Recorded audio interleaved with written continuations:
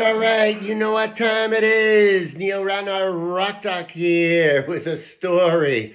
All right. So this past week would have been the birthday of the iconic Chuck Berry. So today I thought I'd tell you a few things about Chuck Berry that you might not know. And as usual, a little background first.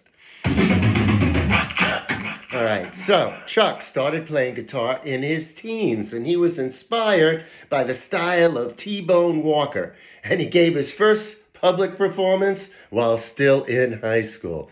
But Berry, unfortunately, never graduated high school. It seems that he and some friends were convicted of stealing a car at gunpoint. Of course, they got caught, and Chuck spent the next few years in a reformatory. Now, by the time he got out, he was 21 years old. As a matter of fact, he got out on his 21st birthday.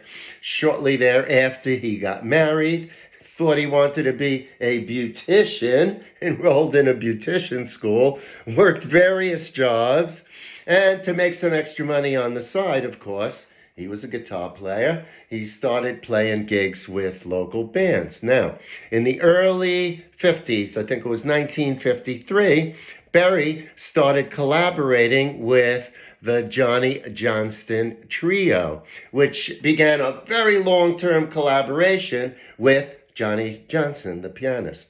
But Chuck's big break came when he went to Chicago, where he actually met Muddy Waters, who suggested that he contact Leonard Chess, the owner of Chess Records, which really excited Chuck, the opportunity maybe to get signed and to get signed by the same label as Muddy Waters. That would have been a trip. So Berry was sure that his blues music would be of interest to Chess, but to his surprise, it was Berry's cover of a traditional country fiddle tune called Ida Red that got Leonard's attention. So Chuck recorded an adaptation of the song Ida Red, and he did it under the title of Maybelline, with Johnny Johnson on the piano and none other than Willie Dixon on the bass. Now, Maybelline sold over 1 million copies, and a year later, Roll Over Beethoven was the first Berry song to make it into Billboard's Top 100.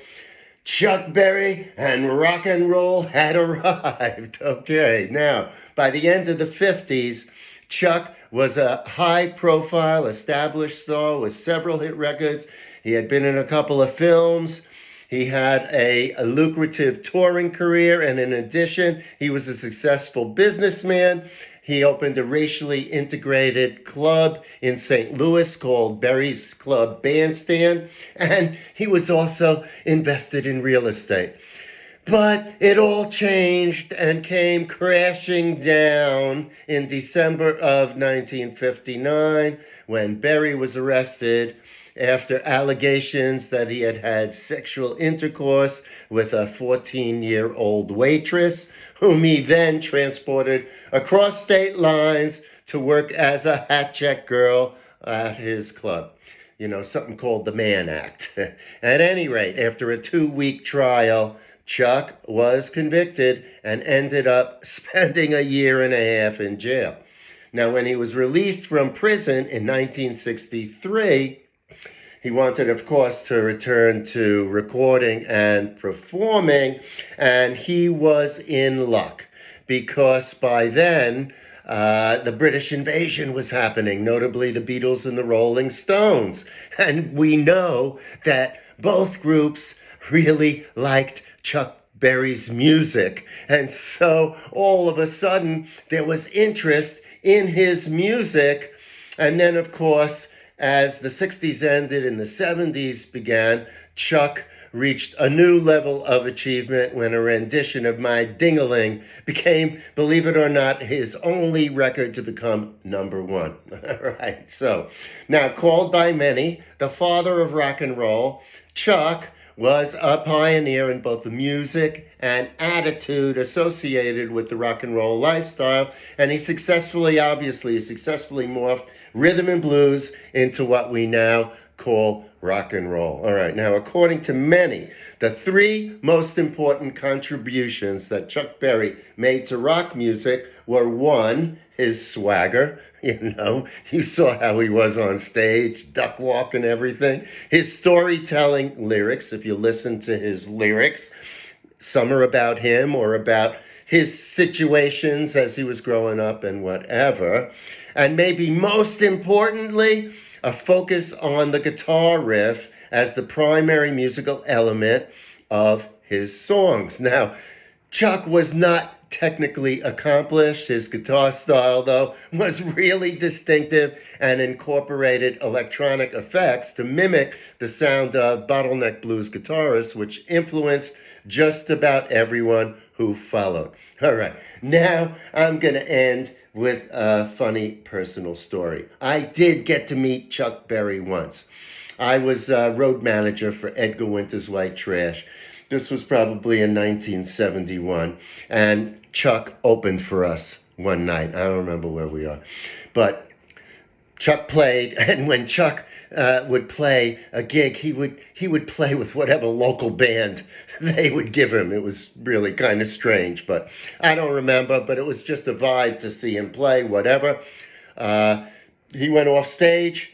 I got Edgar Winter's White Trash on stage. When they started playing, I had to go to the box office because that's what I did. I collected the money. In those days, we got paid in cash at the gig. Sometimes you had to count tickets depending on what the deal was. All right. So I went up to the box office to see the promoter and get paid. And who should be there at the door?